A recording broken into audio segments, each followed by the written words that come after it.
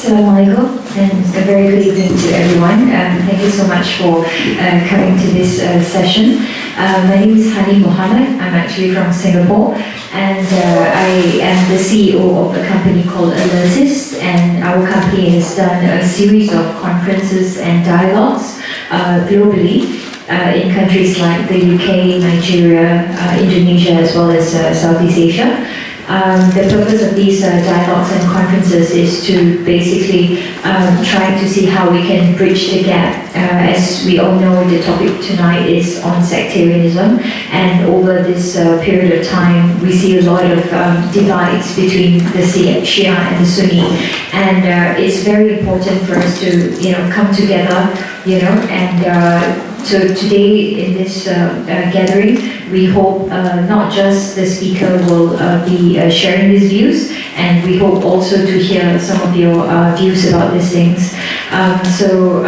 This event is held in conjunction with Arizona State University, the Center for the Study of Religion and Conflict, and Prof. Woodward is an anthropologist from that university, and this is the first time we are holding an event at City Circle. We've done 2 previous events over the years in the UK, which includes the University of Exeter and Durham University as well.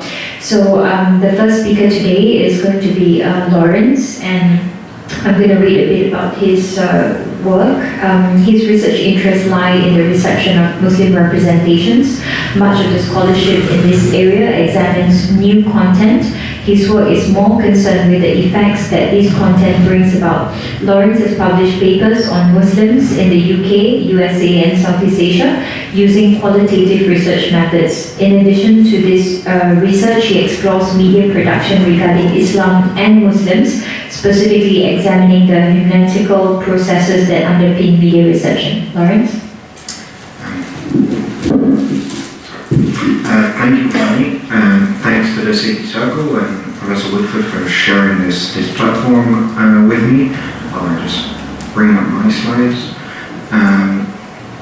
I want to talk a bit about my own research, which was conducted here in the UK in 2014 predominantly, and basically I will focus my talk today on this aspect of how certain media representations and the aspects that the media brings up about Islam and Muslims in Britain, actually how that impacts non-Muslims living in Britain and what it makes them think and feel and relate to Muslims in Britain. So firstly, a little bit of background and research on this, and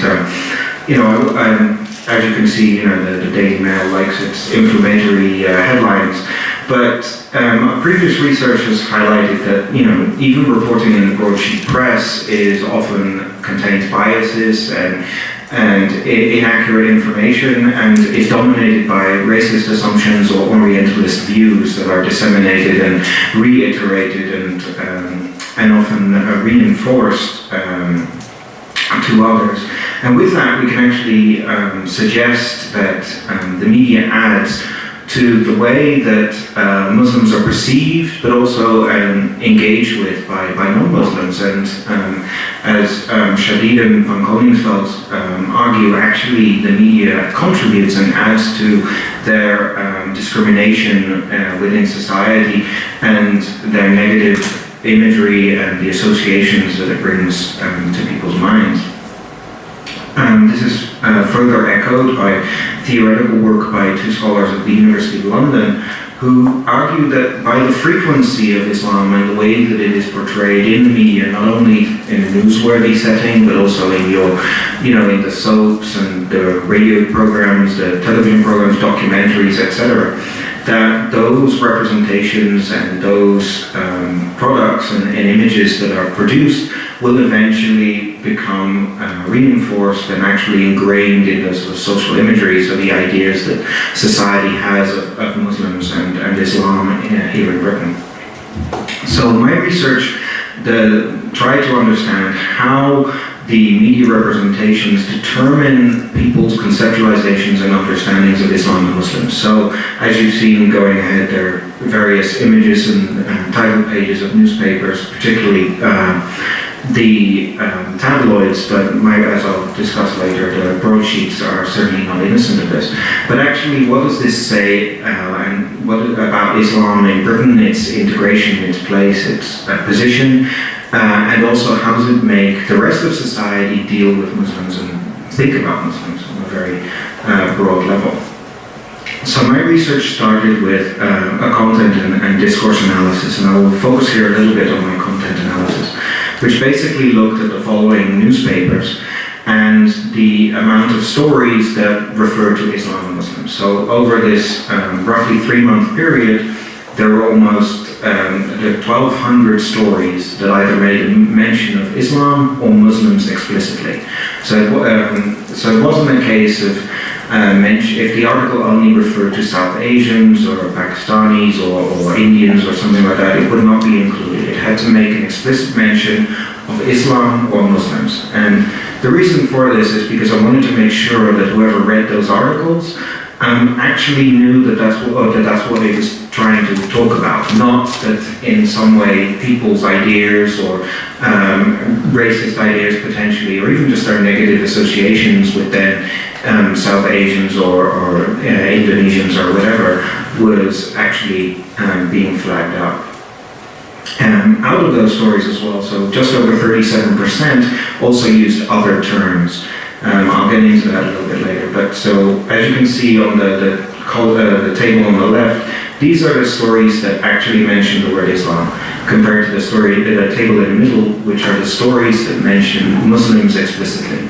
Now, Muslims, as you can see, is a much more common term and appears much more frequently. Also, as you can see, even the higher outliers.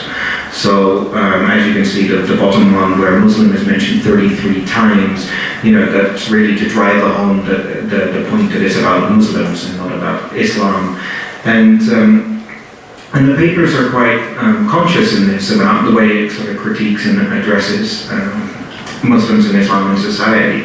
For the other words, what you can think of in this regard might be something like Islamist or Muslimah, a slight variation but not one of the other words. So in total there were 125 different words, different descriptions or actors were found. The top left sort of bracket, that's the most common words found in these articles. So we're dealing with terrorist, Islamist. Unfortunately, during my data analysis, the Woodward attack happened, so that's the reason why that was a very high mention, because suddenly that was a very skewed topic of discussion and a newsworthy item. The bottom left table refers to the most common individuals or groups that were mentioned. So when we're talking about Islam in Britain, the most common group that is asked for an opinion on Islam or Muslims in Britain is the EDL. And then followed by Anjem Chowdhury, which further indicates some of the sort of journalistic logic that surrounds all kinds of news stories in Britain, which I'll refer to in a little bit later. But what is interesting is that when it comes to sort of representative bodies, if any kind of sort of mainstream terminology, the Muslim Council of Britain, for example, is at 7.6, even though that's problematic for Muslims as to how representative they are, etc. But the Prime Minister, who you'd think would have, it'd be important to know what he was thinking, is only mentioned 5%. And from when it comes to locations, it's very often outside of Britain, so newsworthy items in Afghanistan, in Iraq, Iran, Nigeria, the movements like the Bring Back Our Girls things. This is newsworthy in Britain, but doesn't really actually have anything to do with people living in Britain necessarily. And so these things, very often problems from abroad, are associated with issues, with domestic issues. So I did all this analysis of media over this 3-month period, but then I took this into focus groups. I wanted to know, well, what do people do with this? And so here you can see a breakdown of the ages of my participants. The reason why it is probably skewed a little bit to the younger end is because, one, we're talking about media consumption. other than maybe television or newspapers, a lot of people consume things online. My recruitment methods were kind of linked to this, so it was more likely to be read or seen by a younger demographic. In addition, the way that people registered for my focus groups was through an online portal, and so again, that tends to be a little bit exclusionary for the older generations living here in Britain. But what you can see is, also in religious persuasion and values, is a largely similar bracket to what it makes up British society. And I tried to also engage sort of other minorities. So whilst they were still non-Muslim, they, to try and account for, let's say, people who might be black or other South Asians in this regard, so as to not try and engage a sort of white middle-class individual that is in no way can say anything that majority of Britain might be feeling, even though my claims are not supposed to be generalizations. I also looked at, one of the questions that was additionally was whether sort of social class or professional background would actually affect things. Were people who were working in a sort of lower class profession or a manual labor job, did they hold more stereotypical perspectives than, say, people who might be higher educated, have university degrees, and in many ways might be expected to know better? And if you have a university degree, one of the things most universities claim to teach students is this idea of criticality, the ability to judge things in a critical manner, which one would argue is even more and more the case and important in contemporary society. And so even within this, the professional sectors my participants were working in is largely in agreement with the sort of general trends across Britain.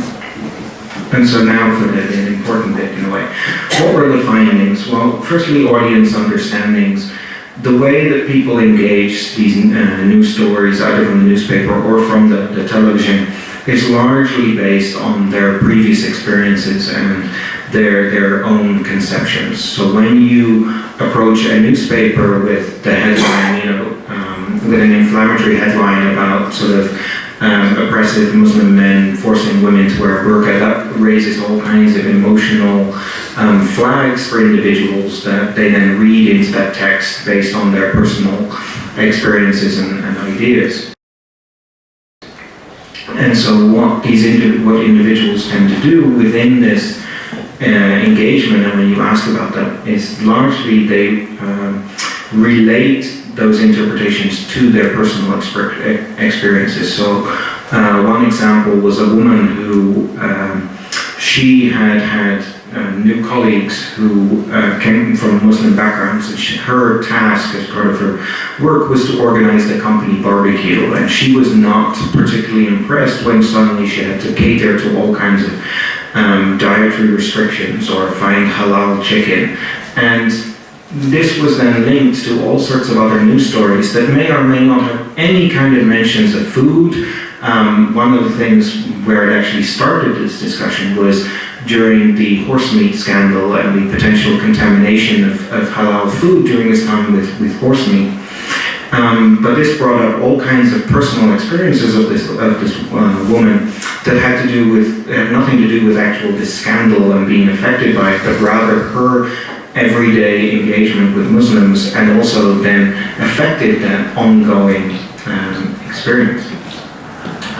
Now, the consequences of these discussions and these focus groups was also that, I held one of the focus groups was held in Luton, and there were a lot of people with sort of like-minded, erroneous beliefs about Islam and the relations of oppression and segregation within Islam, which might be the case for certain individual Muslims and their various relationships, but certainly would not be the case for the entire religion all across the world and all its diversity.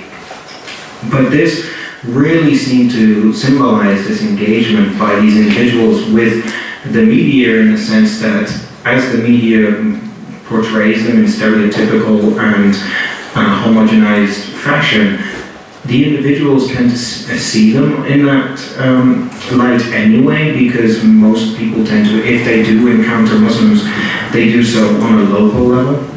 And so when they encounter them on the local level and realize that, or feel that most of them are similar, if not the same, then that reinforces those stereotypes and that homogenized images. And so what you get is the information that is presented within the news becomes meaningful because it reinforces and engages with daily experience. But one could argue that, as in Durham, where I live, and Newcastle, there's very little diversity in many regards, and so the media becomes an information source of great importance, because there really aren't any Muslims, if there are any minorities at all. And so the discussion that is held in the press, and this is what you end up with, what I call the parameters of acceptability. There's the discussion is very narrowed. And so this is where the EDL, for example, becomes a very powerful group, because journalistic logic says on any issue we must present at least two sides of the story, not necessarily all of them, and they don't have to be legitimate positions, but we must present two sides. So you end up with you could have a debate on, as we have now in political discourse, about the admittance of immigrants or Syrian refugees, or you name it, whatever issue, there will always be someone for and someone against. Even if the entire country was to be for, they would find the one person that was against, if not flying in. And so that discussion sets the boundaries of what is considered legitimate discourse, which is great if you have an open and free discussion. But what very often happens is that regardless of the outlet, so whether we're talking BBC, ITV, or the Daily Mail, or the Mirror, or the Times, it doesn't matter, the discussion is almost regurgitated and very similar. And so that range of perspectives is so narrow that when you actually view it and think about, well, what am I thinking about? There's not a lot of different acceptable positions. And then when groups such as the EDL or Britain First or whatever are interviewed, it gives them a platform, and for many it makes that view a legitimate one, an irrational one. And so what you end up with is very extreme and inflammatory views that are given a platform, because that's what journalism is or does, that's what a good journalist does, but without providing a context and any criticality and just giving them a voice, it creates for the receiver the ability that is a rational choice. If we looked at the election debates, for the first time in history, we had more parties participating than the Labour and the Conservative Party. But for the viewer, that meant that voting UKIP, Green, the Scottish National Party, was just as rational and acceptable as voting Labour or Conservative. And whilst that might be a good thing, and certainly should be encouraged for a plurality of voices and perspectives, it also gives people like Nigel Farage a platform and makes them and some of their views seem acceptable, contrary to what mainstream Britain might feel, and contrary to what many, a lot of research and data might suggest. But what does this all lead to? It leads to an illusion of causality. It is not because the press is biased and contains stereotypical information that people do. What I've tried to sort of explain is that individuals engage this material, and it has meaning because it resonates to their daily experience. But at the same time, they still negotiate that experience. So for example, you have individuals, and there might be people in this room today who think that institutionalized media is one big government conspiracy. Well, if that was the case, then the information you take from the BBC or the Daily Mail or whatever is going to reflect that. You're not going to believe it if you think that it's a government conspiracy. At the same time, there are people who think that everything the BBC puts out is gospel and it must be true, and if it's on a video you can't fake it, so because that's what journalists don't do, they don't fake their data, so it must be true. And so you get this narrative construction. People create a story about the information that is provided, in this case Islam or Muslims, that makes sense to them. But if that information is only based on stereotypes and Orientalist views perpetuated and repeated over and over and over again, that's the only narrative that people are able to align themselves with, and that makes sense.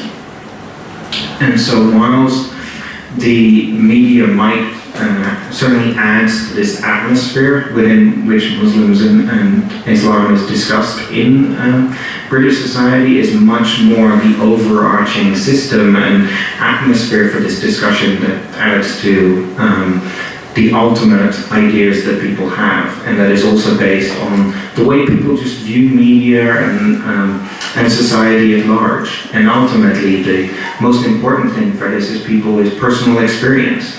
And their personal outlook on life. I've interviewed people who might have perfectly positive views of Islam and Muslims and never met one in their life, or just have no opinion at all. And others who meet them every day but have very negative perceptions because their engagement with them is negative. If you do not have particular necessary job skills, you live in a very poor area, the idea that migrants are stealing your jobs might be a very present feeling, because they are competing with a shrinking job market. But by repeating that in the press, that reinforces that world perspective. And finally, one other thing is, by discussing all these issues in the press, it forces people to have an opinion of it. If it wasn't discussed at all, people wouldn't think about it. And Professor Woodward will mention a couple of instances where this relates to his own research. And so what you get is, by every time that there is a conflict or violence, asking Muslims what their opinion is or what they may think, that forces non-Muslims to think, well, this is what I need to be thinking about as well. Muslims committing violent atrocities, maybe that's the only thing that's out there. There's very little coverage about what Muslims think about keeping the NHS or funding for the BBC or issues like that. And so for non-Muslims in particular, that's not things they think about. They don't think about what Muslims may think about other social issues, social justice issues, because they're just not covered. And so this feeds into an overall narrative and system of discourse about Islam and Muslims that affects the reception of these images and these stories on an everyday basis. So I'd like to end with, while these stories do not provide the basis directly for understanding Islam and Muslims, they feed and fuel people's perceptions, because they're material that people have to think about and then form their own ideas about going forward. And that's where I think the link between sort of interreligious dialogue and violence and conflict and social issues really lies. Forcing people to take opinions on issues that might not actually affect them, but by getting them to think about that, and also getting them to think about their own lives, it's just something that is difficult and not immediately necessarily a happy experience. And I think that creates a lot of tension. Thank you.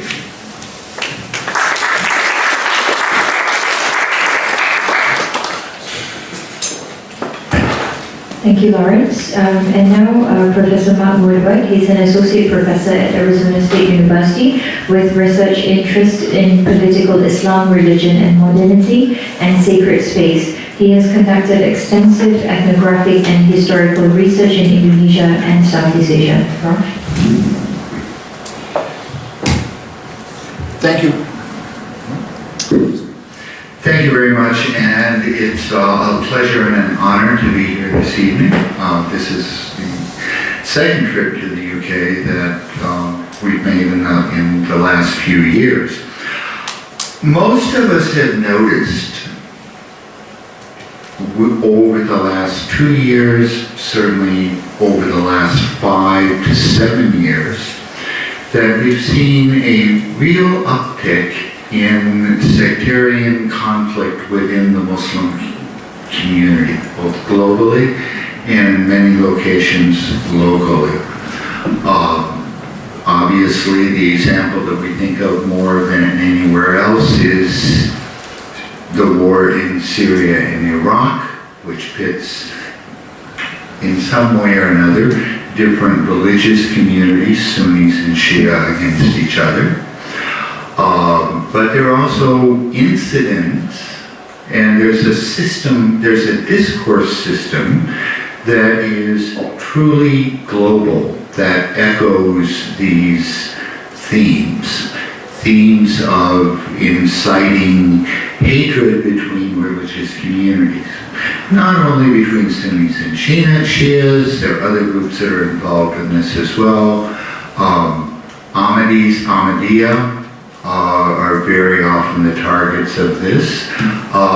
In Iran and in other Shia communities, Baha'is are treated rather much in the same way that Ahmadiyyas are in Sunni communities. And all of this has increased greatly in the last 5 to 10 years.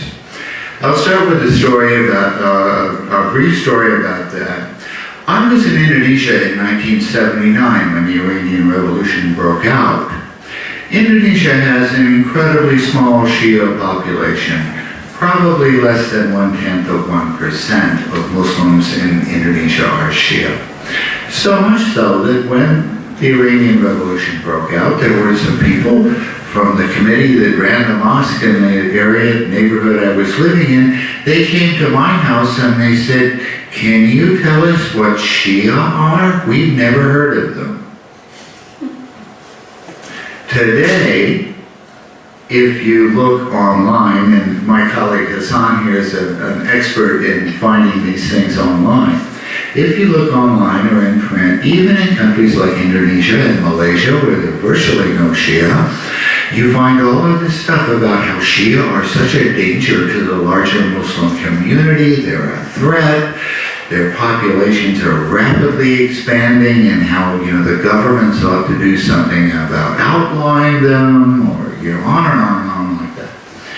And this is a new and it's a very tragic phenomenon. And so several of us, a team of researchers both at ASU, and we have colleagues all over the world, colleagues in Nigeria, in West Africa, in Southeast Asia, and here as well, have been looking into this phenomenon.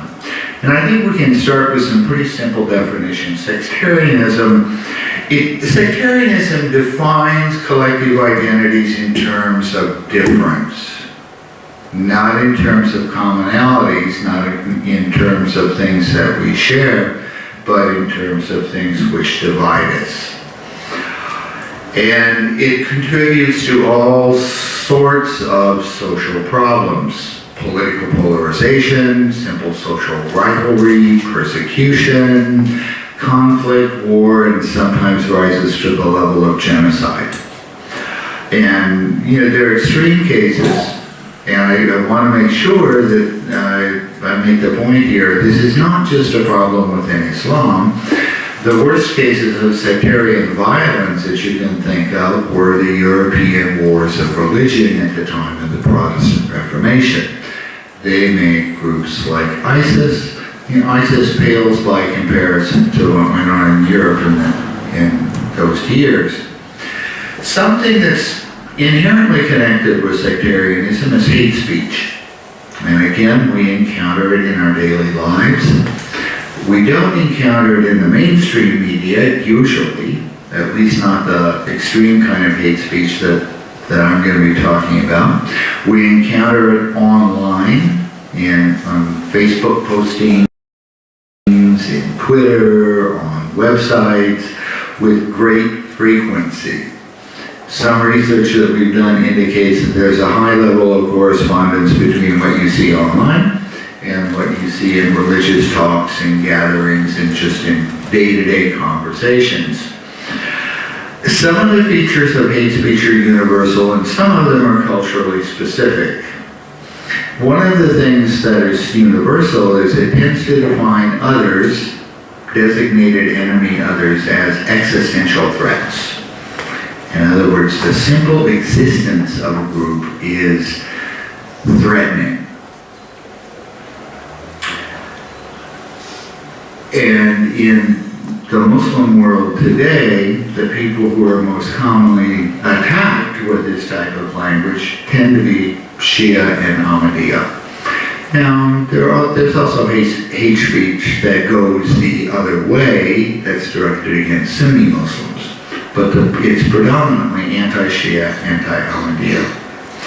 We've located this within a typology of contentious religious discourse that begins with civil dialogue concerning religious differences.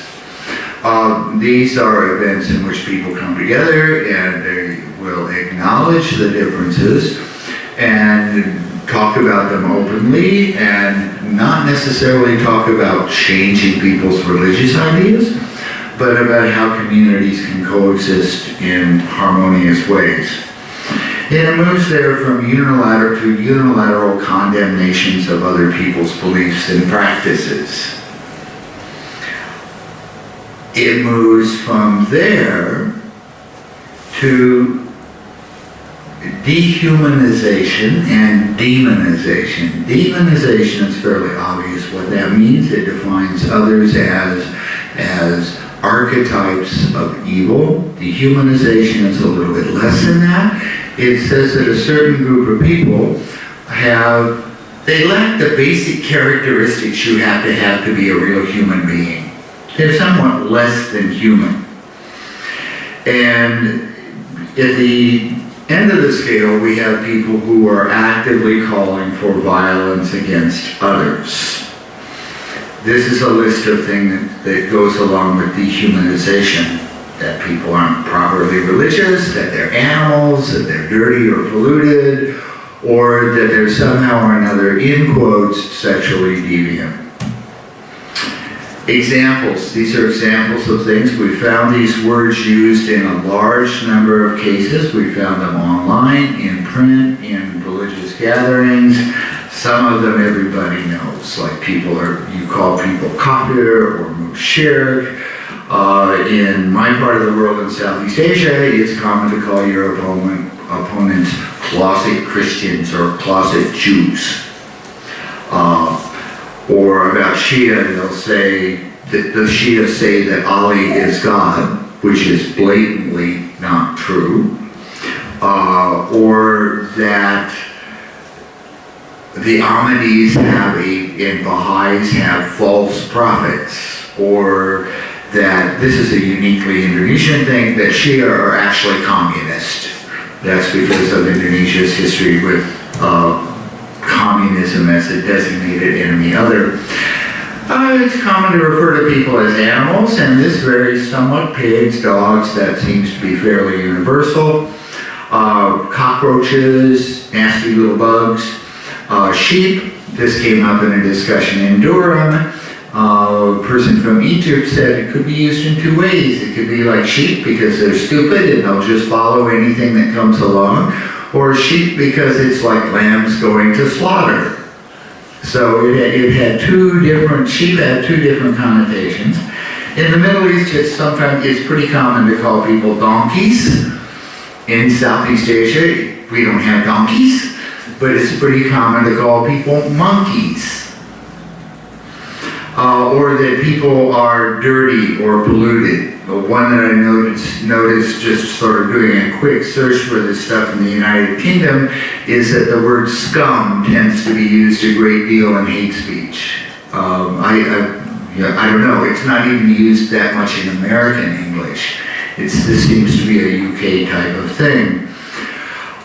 Enemies are sexually deviant, they're pedophiles. Islam is called a pedophile religion by certain people in the United Kingdom. In Indonesia, it's sometimes said that the Shia are the children of prostitutes, that they're seemingly universal, that they're rapists, that they're accused of incest, all sorts of, any nasty thing you can think of, you call your opponents. Demonization. This, gets down to you call people agents of Satan. In Indonesia, you sometimes had Iblis as a middle name, including to some of my good friends. that they're agents of the Antichrist, or literally that they're demons, that they're Satan. Hate speech tends to have a unique syntax. It would say like X is more Y than Z. Like Shia are more dangerous than Jews. And in combination, Shia are communists who seek to destroy Islam. And there's another one there that I won't even read, but I noticed that online. And you also see wars going back and forth between people on Twitter, where they'll just sort of tweet insults like this back and forth at each other. And they're existential threats. They seek to destroy Islam, they spread deviant teachings, they seek to destroy the nation, they rape, in quotes, our women, they kill our children. They're so dangerous that they have to be destroyed. That violence becomes a virtue.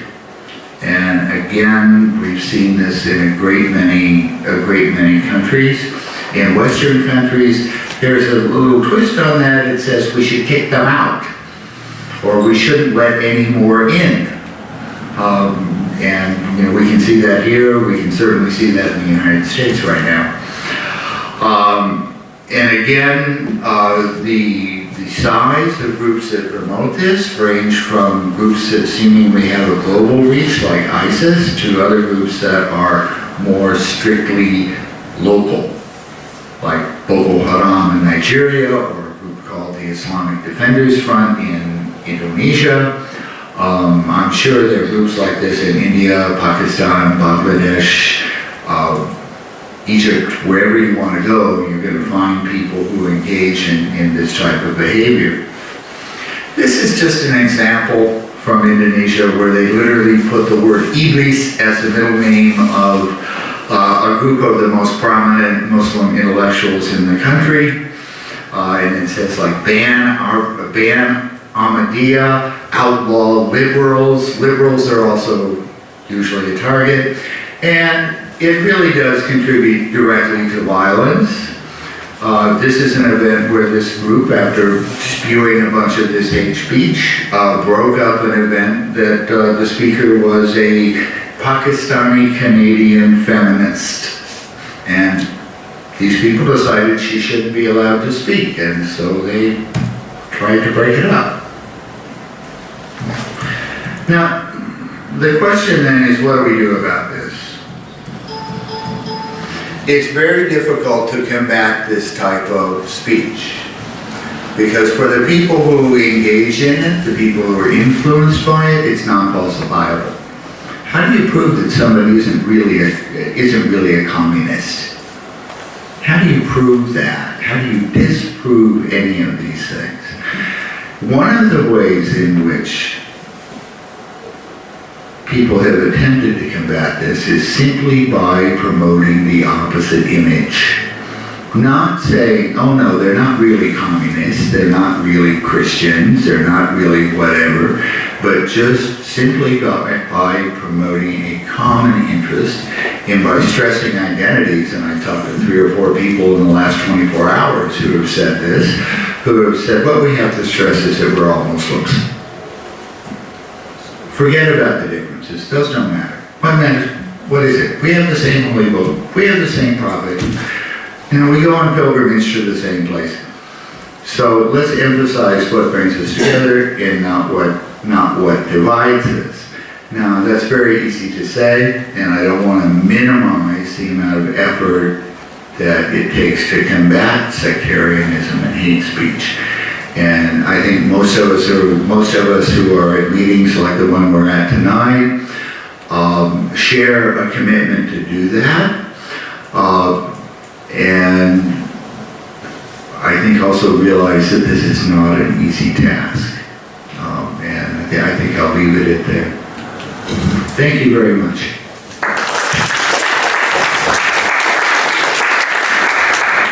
Thank you, Prof. And I'd like to open to the floor if you have any burning questions. And could you just introduce yourself and where you're from, please? Thank you. That's one. I'll just talk. Hello, my name's Amir. I'm not affiliated with anyone or anything. So I've got two questions for Lawrence. On the first slide, I think, you're showing the percentage of articles by different newspapers that refer to Muslims and Islam. And I was surprised to see The Guardian had 50%. So did you kind of differentiate, for example, The Guardian's a left-leaning paper, and Daily Mail, The Sun is right-leaning, Independent's left-leaning as well, that those stories by The Guardian and Independent were generally quite positive, whereas the ones by the Daily Mail, The Sun, or whatever was quite negative. And my second question is, have you also done a comparison with other kind of ethnic and religious groups in the UK in, say, the past 50 years? So, for example, 25 years ago, were the Irish under a lot of scrutiny in the media, and then before that was the Afro-Caribbean community, and then perhaps before that the Jewish community? Thank you for that question. I'll do them in reverse order because that makes it easiest. As to your second question, not in any great detail. I mean, there's been research done on those different groups, and in my own research, I make a mention of them, but I've never sought out newspaper articles from the 60s and the 80s and compared them to now. So, in that sense, no. But what I do know from previously other research that's been done on this is that a lot of the terms and the discussions are recurring, and you can almost pick a different group and it will happen. Similar to the sort of things about hate speech, there's a lot of sort of commonalities in the way that these discourses form and go forward. As to your first question, I'm actually really happy you asked that because I didn't really have enough time to go into that. And yes and no. So I differentiate between the orientation of newspapers. Also, I also looked at television in this regard. So the BBC, ITV, Channel 4 and Channel 5. And what happens is the stories may have different perspectives, but when you look at it from a reception point of view, it doesn't really matter. So when I did these focus groups, one of the things I did was put in positive stories, mainly to sort of test, well, if we only had positive stories of Muslims doing good things, do people talk about Muslims in a better way, or think about them differently, or something like that? And they actually don't. One of the simplest answers is just say, oh yeah, but they're the exception. They're just, the idea of the closet Christian kind of thing, we'll think of it a different way, right? They're just masking their true intent. And so, in this sense, I've been asked about this, and the fact certainly that The Guardian is over 50%. One of the reasons for this comes back to sort of The Guardian's journalistic logic of promoting sort of minority perspectives and giving a voice to minorities, and it publishes a lot of its journalists and letters to the editor, and those sort of things are by people of sort of colour and those sort of things. Well, actually, from a reception point of view, I would argue that contributes almost as much to Islamophobia as the sort of inflammatory headlines by the Daily Mail. And the reason for this is because it drives it as a problem. If you don't mention it, it's not a problem. People aren't thinking about it unless they encounter it. The moment you start mentioning it widely, it's a problem. People are forced to think about this. Now, this has to be mitigated again by readers and viewer numbers. So to put it in perspective, The Sun sells 10 million paper copies a day. The Daily Mail sells 4 million paper copies a day. If you add up all the broadsheets in England, with a very liberal count, you might end up at 1.5 million. That means 10 times as many people read The Sun every day as all the broadsheets in England. So even though The Guardian publishes a lot more, it's not read a lot more. So much so that The Independent is not even available in a paper copy anymore.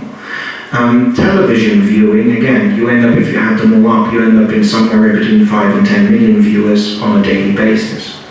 Now at the end of this, that's all well and true, but you're still dealing with sort of 35 million people who encounter stories about Islam and Muslims outside of newspapers and television. So you can make the stories as positive as you like, but the answer still is you've got 35 people who aren't receiving them. That's problem number one. And problem number two is you've still got people who, on the basis of their personal ideology, their personal experiences, are still seeing this as exceptions, government conspiracy, you name it, and chances are I've heard it. So, and this again leads me to conclude that changing news content should definitely happen. It is problematic. But we should also change the entire atmosphere and dynamic about talking about not only Muslims but also minorities in general and other fringe or alternative groups, and not only sort of on the basis of ethnicity, but the way people talk about disabled people. One of the most interesting pieces of research that I've come across is called terror management threat. I won't bore you with the details, but one of the things it comes from is why people discriminate cancer patients. And the reason for it is because it doesn't make any sense. It's not logical, you can't catch cancer. But the theory behind it is it reminds you of being mortal, of dying. And the same with terrorism. Stories about terror and violence reminds you that you can die at any minute you can't control it yourself, and therefore there's such an adverse reaction to it. And stories and newspapers and television, any kind of media, plays on our emotions and requires an emotive reaction. That's why the way people react to it, interpret it, engage it, is very often not necessarily a rational response, but much more an emotive response that engages people's base feelings about groups, but also about themselves. And so, in that regard, changing the stories should be done. There should be more contextual and more discussion of the issues, certainly in an historical context. But at the same time, we should also address much more deep-seated personal engagement and context in order to alleviate the problem, because otherwise you're just going to remove one leg of the tripod, but you're still going to have 2 or 3 other factors that are still going to influence and create that same atmosphere, and therefore you will not solve anything. Okay, thank you. Just now Lawrence mentioned in his presentation that there are some people in the UK who may not have even interacted with a Muslim. Does any of you have similar experience like that? Probably not in London. Not in London? Yeah, because London has one of the highest diversity. Of Muslims, yeah. Are there anyone here who's not from London, perhaps? Who may know of maybe a neighbour who has never seen a Muslim before, and they probably believe everything the media says about how Muslim is? Yes, ma'am. Well, it's not in the UK. My sister, my name is Fahia Hassan. I live in London. My sister lives in Minnesota, and her mother-in-law, one of her friends, who she's known for years, her mother-in-law was terrified of my sister because she wears a hijab, and she thinks she's going to kill her every time she sees her. But that was 7 years ago, and now, due to personal interaction, her family, her in-laws, now allow my sister to come to barbecue events, and the opinion of my sister my sister has been very polite, kind, and waited for her to realize she's not going to kill her. And it took 7 years, but now their opinion of my sister, and hopefully Muslims, have changed due to that personal interaction. So not in the UK, but in America, that has happened with one family in Minnesota. All right, thank you. Do you answer that? Yes. Sorry, you can answer that. Yeah, let me speak to that for just a second. I'm really sorry that happened. In certain parts of the United States, this would not be uncommon. Part of it is a question of simply ignorance, and also the degree to which there's been so much vilification and hate speech about Muslims for the last 10 years. She's never met a Muslim before, so her opinion was not formed on facts or basis or experience, just what she's heard. Yeah, shaped by the rhetoric that's available. Yes. My question is for Lawrence. So if I understood you correctly, you were basically saying that positive articles such as those in The Guardian do just as much damage, so to speak, as those in the Daily Mail because it requires people to think about that? No, I'm not saying it does as much damage, but it's the positive results that you would get by putting something, so let me speak in specific. So one of the stories that was used in this regard was somewhat shortly after the Woodward attack, there was an EDL demo in York, and all along the route that they had made out, on that day, the local mosques held an open day, and there are some really interesting photos of these skinheads, for lack of a better term, in the mosque with the imams having tea and biscuits. They were invited in to have tea and biscuits, and the most unbelievably British thing that you could think of is, and that's great, newsworthiness, lots of pictures, it makes a great story. There are other stories about, think about The Guardian did a series in the run-up to Ramadan. I don't know whether it does it every year, but certainly in this period it did try and explain it. It sort of did local case studies with Muslims in Britain telling about what it means and for those individuals and this sort of stuff. And these are positive stories. These are just people's own narratives and reasons why they do it, and that's great, and I certainly would like to see more of this in newspapers, but I don't think it will happen on television, mainly because one could argue what is newsworthy about this, in the sense that very often positive stories don't make it into the news because it's not really newsworthy, because if someone does the right thing, well, shouldn't we all do that as an intrinsic value? So why should that be reported? Yet one can argue, how often do people do the right thing? So when it's publicly displayed, it might be newsworthy after all. But what you have is the story, positive as it may be. So just imagine for yourself what the most happy and positive story may be, and it will be different for every person in the room. The understanding of that story will still be contextualized individually. And so even if all newspapers, all television networks was filled with just positive portrayals, really contextual and detailed, you're not going to eradicate groups or people who sympathize with people like the EDL or the BNP or you name it, because their understanding of those stories will still be engaged by that. In the same way that personal experience doesn't have to be positive. Any kind of research on sort of interreligious dialogue will support this as well. You lock people in a room and expect them after 24 hours to be all happy and friends. Well, they don't. Sometimes it reinforces it, and they want to kill each other even more. Some of the people who responded to this, their views of Muslims, people have gone to prison for violently attacking and hospitalizing Muslims.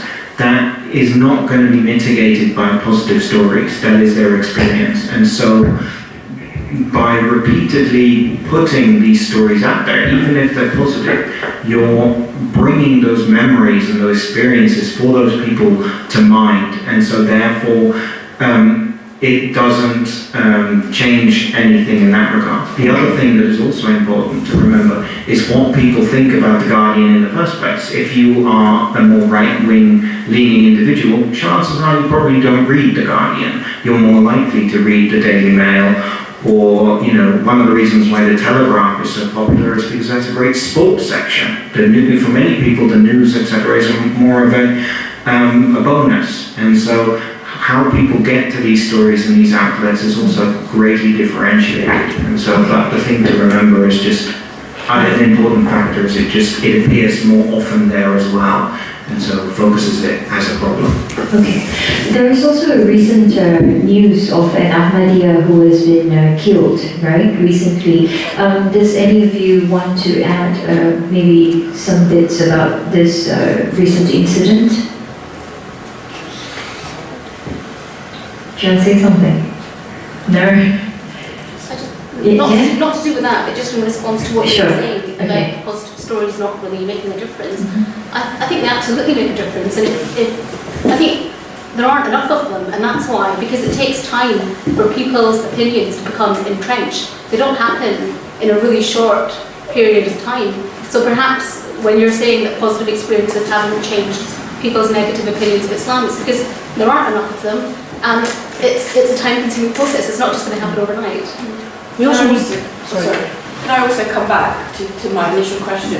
I do understand what you're saying, and I agree to a certain extent, but I'm thinking in terms of an individual who may be somewhat, generically speaking, quite neutral and may not have a particular bias one way or the other, but because of the very negative discourse around Islam, those positive stories are necessary, even if it is to get them thinking critically for all of 2 seconds. It is still, I mean, in my opinion, absolutely necessary.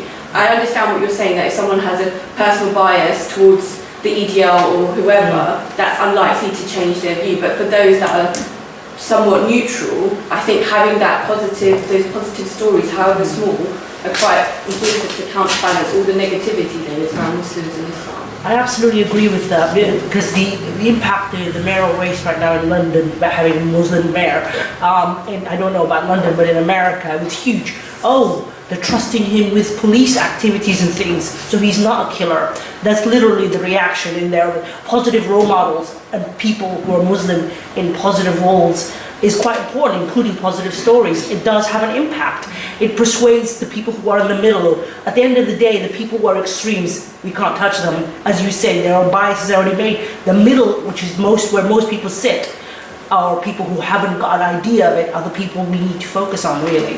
I think you have a really good point there, and the point is, in this case, where we now have a Muslim who is the mayor of London, an incredibly important position, he's going to be normalized. People are going to talk about him as time goes on, not as the Muslim. They're going to talk about him as the mayor, and they're going to like him or they're not going to like him based on His policies. what his policies turn out to be. Hopefully. I mean, like, Obama got elected, but that didn't necessarily normalize That's true. people of color in the US. Made it worse, I think. Just one thing, the fact that Londoners went out and voted for a Muslim mayor, doesn't it show that they have looked at things quite objectively? Because if you look at the political campaign that they had, the Tory government tried to be divisive, tried to link him to extremes, and this is our government. So doesn't it show that actually people living in London have a broader concept and look beyond that? An awful lot of people who aren't Muslims voted for him. In London too, remember, outside of London, that's a completely, maybe a different picture. So, can I play a little bit of devil's advocate? I know you focus a lot on media and using media to change our perspectives. And one of the things that both of you have emphasised is personal interaction. I think that one thing that we do tend to lack a lot within our Muslim community is encouraging each other to act in a more positive role and a more positive interaction.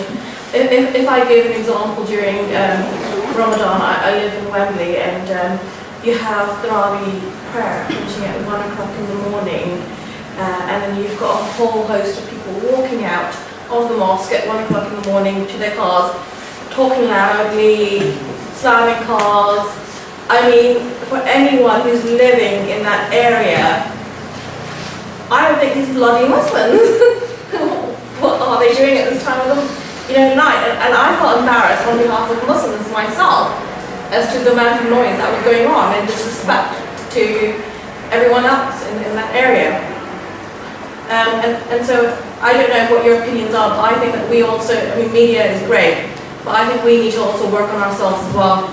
I have to second that, but not just with non-Muslims, but within Muslim communities. When we talk about hate speech, about Shia and all that other stuff that's going on, I was struck by what you said. We all pray differently, we all do different things differently, but we're all Muslims. But the point is, Christians, Jews are also human beings. We should be saying to other Muslims who are very conservative, their Shias are good because they're Muslims. Christians are good because they're human beings. With more education to other people who are conservative within Muslim community and explaining that not other people who are from other cultures and other religions and non-religions, atheists and agnostics, are also human beings. Don't dehumanize them as well. So I want to respond back because I think that's very interesting, and this kind of drives my point further. Also, one, I want to reiterate that I'd like more positive stories. I do think they're a good thing, but I think their effect is somewhat overestimated on occasion because of this larger discourse that's around Muslims. And your point about, in this case, the Muslims at 1 a.m. in Wembley is a perfect example of this. Why are these not just loud people? Yeah? You raised the point that suddenly these are obnoxious Muslims at 1 a.m. making a lot of noise. Why, to flip it around, right? If, I'm sure if you live in Piccadilly Circus on a Friday night, probably gets a bit loud. How many of those individuals do you know, bloody Chinese Buddhists drinking at 3 a.m. making a lot of noise? You know, foreigners are here on a holiday, you know, or whatever. You change, you know, fill it in how you want. A South Asian individual living in Britain, their religious identity is very often Muslim, regardless of whether they actually are or not. And every act they make in public very often is linked to their religious persuasion. So in this case, at 1 a.m. they're making a lot of noise because they're Muslims. That's in your example. Now, whether that was your own intent or not, I'm sorry if it seems like I'm picking on you, but which is really not my intent. But it highlights this further general discourse, and within that, even the positive stories are still linked to people's Muslimness. The Mayor of London is newsworthy because he's Muslim, not because he happened to be the Mayor of London. You know, Mark makes the point of this normalization, you know, and if people now start talking about him as the Mayor of London rather than as the Muslim Mayor of London, that can symbolize a good thing, this normalization of Muslims belonging and this discussion of his political policies, etc. But it might also become be used or sort of avoid talking about his Muslimness. Has it been addressed how important his religion was to him as he ran for office or something? You know, if you look at someone like Mo Farah, the Olympic medalist, he talks about how Islam is important to him in giving him strength, as you know, it gives him courage to go on, and all these things, very important to him. But when you look at his interviews in the press and his public appearances, this is very often minimalized if ignored at all, even though he tries to raise awareness for it. And so it's a bit of a double-edged sword, but the overarching dynamic is that every act Muslims commit is a religious one, regardless of whether it actually is. And you know, what I'd like to emphasize here is that I'm not necessarily, or not only a media problem. You know, media does what media does, but we're talking about it because it reaches people. People read newspapers, watch television, you know, view the soaps.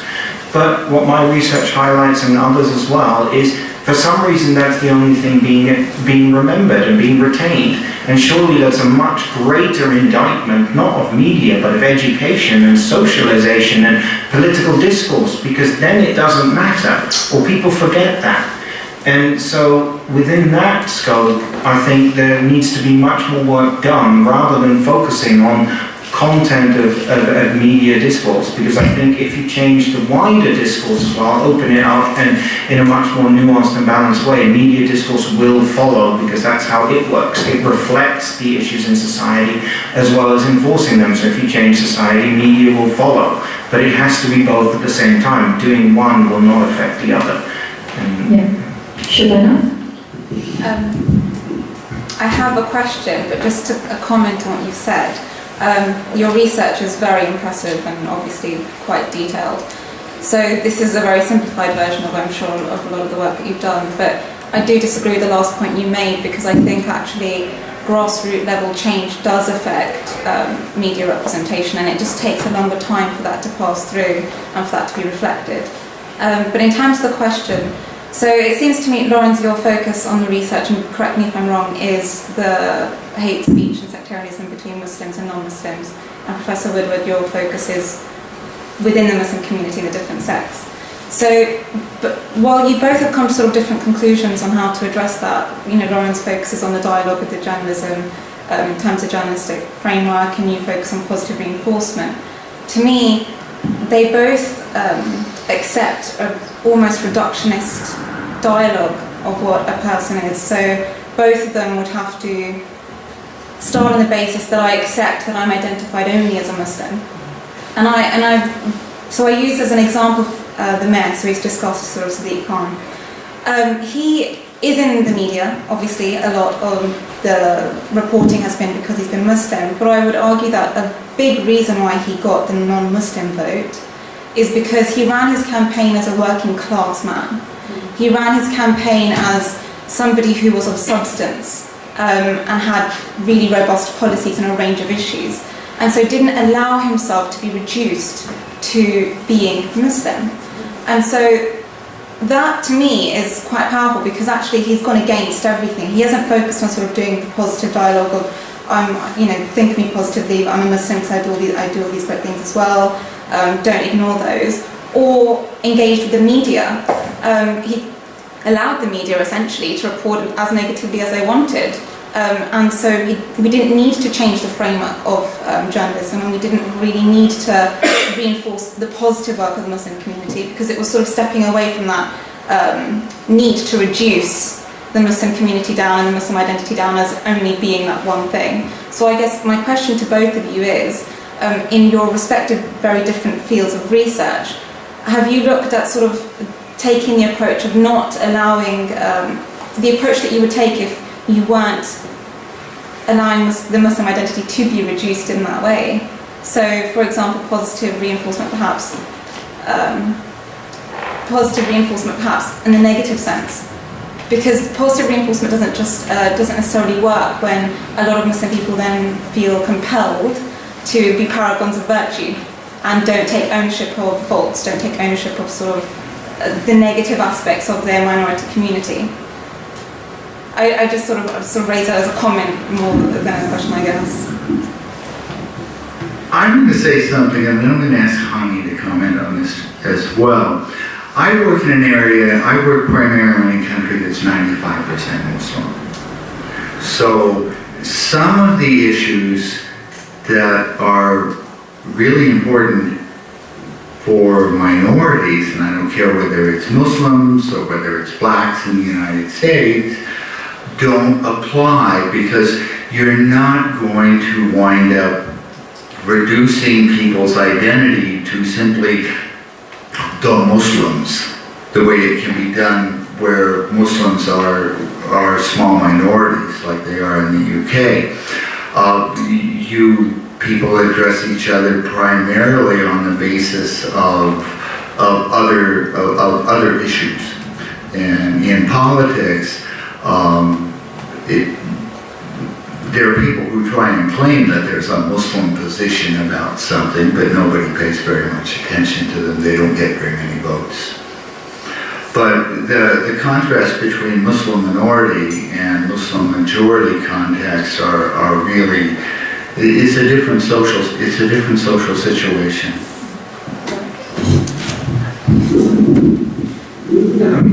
I agree that it shouldn't be reduced. My analysis, just as it is, I would like it to be more than that. And as for your comment, your first comment on the grassroots, I think it should be more of a sort of pincer movement. It should be top down and bottom up, because I think if you do it either or, you end up not necessarily resenting either side, but it creates a problematic dynamic. Ideally, you'd want kind of both sides pulling in the same direction, and but that again, you need to create an environment where that is possible, and very often, largely I think due to economic factors, a lot of those groups have either differing abilities in order to achieve their aims, as well as differing understandings of what their aims really are. And so that makes it as well slightly problematic in actually achieving that sort of top-down, bottom-up movement, but I certainly do not want to minimize those grassroots efforts and and all the hard work that is being done to counter these frames and these understandings.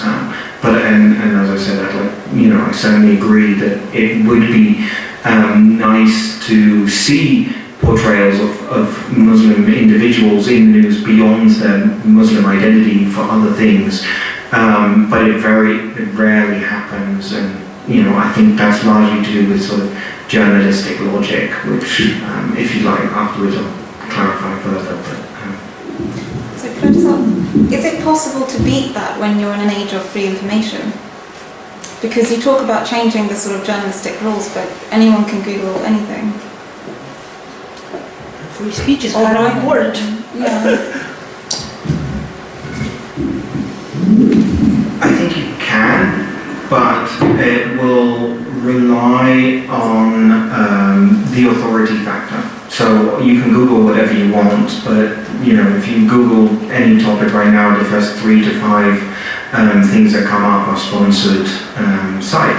So one has to be aware of those things. So whilst there is freedom of information on any subject in the world and that can be thought of in theory, how people understand the information sources and the information that they have access to is still one of the critical factors. And I think as long as in an overall discourse kind of sense that environment is not conducive to accepting certain understandings of Muslims, I don't think it's achievable right now. I think it can be in the future, but we need to develop a much healthier discourse surrounding all sorts of minorities, not just Muslims in that regard. Okay, Ben? Good evening. Thanks very much. I'm Ben. I'm one of the volunteers with City Circle who helped organise this event this evening.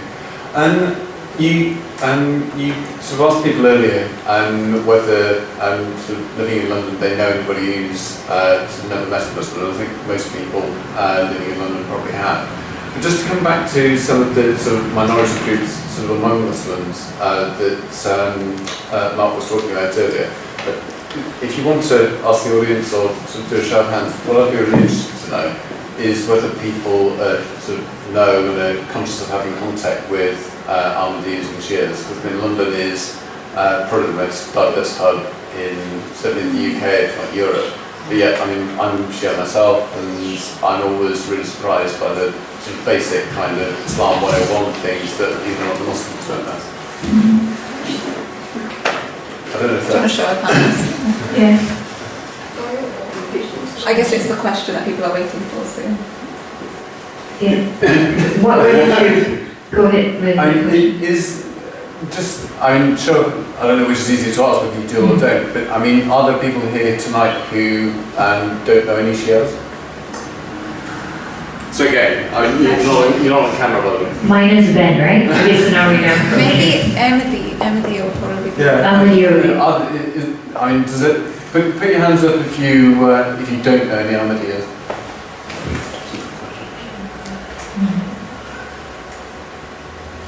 And yet, I mean, London, just outside of London, is the sort of global seat of the Ahmadiyya community. Yeah. What about the news of the Ahmadiyya guy who's been killed? Has everybody heard about that? Yeah. I You hadn't heard about it.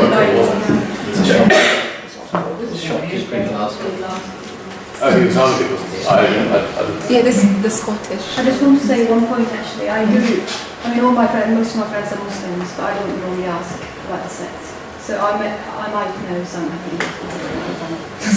Okay. Obviously, not everyone will necessarily reveal that, and it's not necessarily important, but sometimes it will come up in conversations just because there are slightly different practices, there are slightly different ways of praying, and the Ahmadiyya communities have sort of a lot of events and they're quite close-knit communities, so it's something that quite often come up. But for the very reasons that you've highlighted, a lot of people will, we have a word among Shia called taqiyya, where they will sort of cover up their faith because they're not necessarily comfortable about revealing it even in sort of close company. Sure. Okay, that's fine. If I could just touch about the Sunni and Shiite differences. While I understand there is a difference in belief about the right of succession, right? Is the difference now more politically motivated? And you've got the Saudis who are predominantly Sunni, and you've got the Iranians who are Shia, and it's a kind of balance of power issue, and that is what is being spread. There is a global information conflict between Saudi Arabia and Iran. And the Saudis actively promote very negative images of Shia. From what I've seen, and I've talked to quite a few Iranians in the last couple of years because they send them to Southeast Asia in large numbers as goodwill ambassadors. Generally speaking, they take a different tack. They just will say, oh, look at these people, they're just ignorant. So they don't get involved in the same level of calling people unbelievers or those sorts of things. They'll just say they're ignorant. They really don't understand what Shia are all about, and if they did, they wouldn't say these things. I've got a question for you, Mark. It's more of a comment actually as well. What I found interesting was that you said in Indonesia, when you were living there during the Iranian Revolution, people came to you saying, what's a Shia? And that actually resonates a bit with me here, growing up in the UK. Before 9/11, not many people knew what a Muslim was, but it wasn't an issue. If you're like me, my skin colour, you're just British Asian, whether you're Pakistani, Indian, or Bangladeshi, no one cared. After that, it became more religiously polarised, so it's like British Muslim, Hindu, Sikh, like the Southeast Asian communities kind of being split in some ways. And I think that's happened globally as well, especially with the Sunni and Shia thing as well. I'm wondering if you agree with that at all. Is that something you've observed? Yes. I think that when politics gets involved in these things, that difference tends to be emphasized. If there wasn't the kind of conflict that's been going on in the Middle East, particularly in Syria and Iraq, in the rest of the world, people probably really wouldn't care, would go on not caring about the difference between Sunnis and Shias. It does spill over.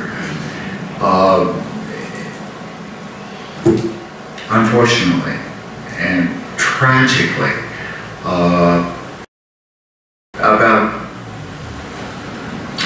about 2 weeks ago, I was in a refugee camp in Indonesia where, the people who live there are about 300 of them, they're Shias. They were kicked out of their village because they were Shia.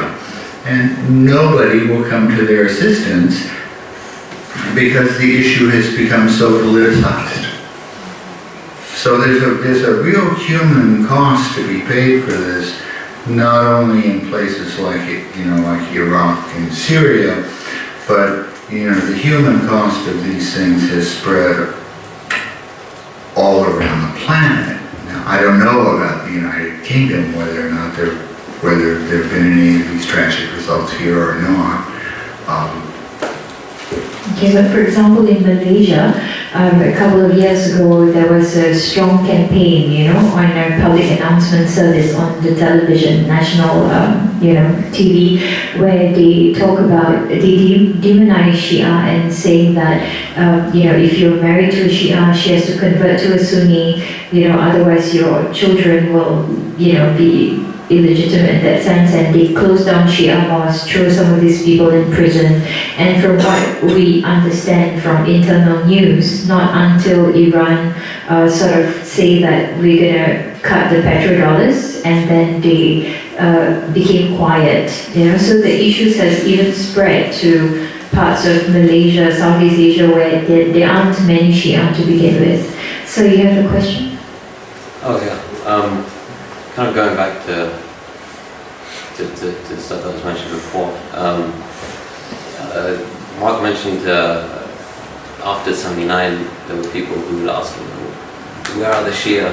What sort of, and now they're sort of they're scared of them even though they might not have even met any. And I kind of see similarities to that, and I think it was your sister in Minnesota who sort of, or her mother-in-law. Not her mother-in-law, sorry, her friend's mother-in-law. Her friend's mother-in-law who was who had the same a white attitude lady about who's Muslims. the evangelical Christian who's scared of her. Right, and I guess there's that sort of symmetry, and I'm assuming that the similarity in both these cases that in both cases the majority population didn't have that much information about the questionable minority in the first place, and so what information they did receive was through the media, which is kind of going back to, you know, the importance of. I understand the point that Lawrence was making, that, you know, now if someone has previous experience of Muslims, constant sort of exposure to sort of Muslimness in the news will only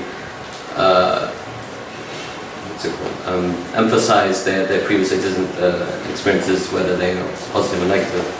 But if they didn't have previous experiences, then these positive stories do, you know, they would make a very big difference. I also want to make a comment on the fact that the media has changed very much in the last 10 years or so, last 7 years or so, and that print is basically, it's almost dead, and that when you talk about, I can see your point in that, because these days social media is, I guess, the main outlet for a lot of people getting their information, especially if it's controversial information. And one of the points social media does do is that you can even get old stories that will sort of, time and again, they'll come to the fore, especially if they're controversial. You know what I mean? So we don't really live in a place, in a time when people are getting their information from print, in which, you know, the next day the stories will change. We're living in a time in which, you know, certain stories, even if they're old, you know, will just be shared more. Very disposable. Yeah, there's negative stories from 10 years ago about Muslims. They'll still be shared, for example, you know, and that wouldn't have happened in an age without social media. So you have this kind of, I can see your point in that we can flood the market with positive stories, but you know, we're still either preaching to the choir, or you know, most people don't read print media anymore anyway, and the sort of bigots and whatnot, they'll be sharing within their own circles the same circulated false stories. So I think there is a dynamic in that. Social media does change the way, you know, media is impacting. Okay. Yeah, sorry. Yeah. I'm going to take the last round of questions because we have approximately 5 more minutes. So if I could maybe have the last 3 burning questions. Shavana, maybe a quick one, and then I can go to those who haven't asked any question yet. No, we'll come to me last because if there's other people that want to ask it, yeah. you can give them. Okay, so yeah. So I do agree with the last comment that there's been a rise in news stories about Muslims in the past 10 years or so, and I know that your research is more about its effect on non-Muslims. But as a Muslim, I feel that the news is very alienating, and even though I trained as a journalist, I did my master's in journalism, but I still I avoid the news now because of its impact on me. And so I was wondering, why is there such a huge rise in news stories about Muslims to begin with in the past 10 years? Okay, I see another hand at the back. Yes. Yeah, really just a point. For me, I think it has to start with the interaction and the communication and the dialogue. So I kind of see where Laura's coming from in that you almost don't want to highlight that people are different and sort of highlight that somebody is a Muslim. So the story should just be about the story as opposed to it being about a Muslim in particular. But then I also sort of think on one side that if for example, the mosque doing something interacting with the EDL and sort of having that dialogue with them is so positive, and it kind of needs to start from our children's generation. It's that kind of education that needs to happen, that kind of interaction that needs to happen in order for, I think, society to then, for it to have a ripple effect.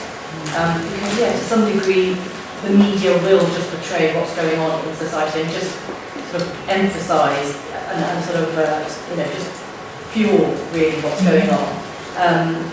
So maybe what can we do to sort of improve that interaction and communication?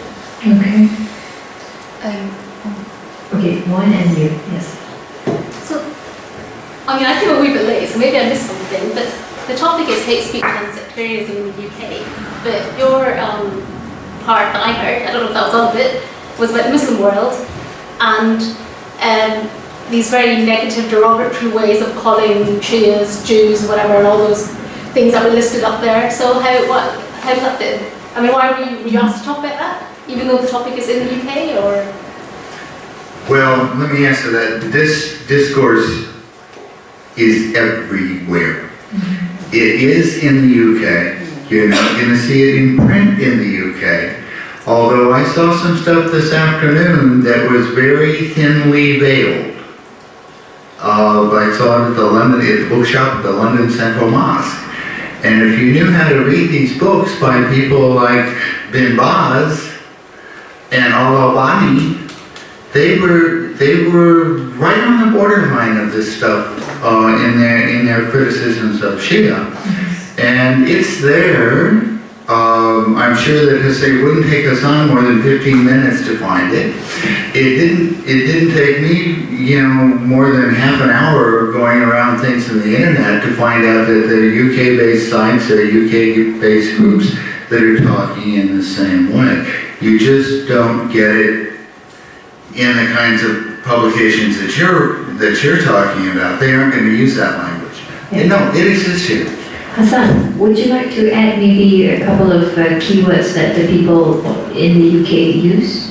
I think the big polarization that I see online is between the EDL types and the Muslims.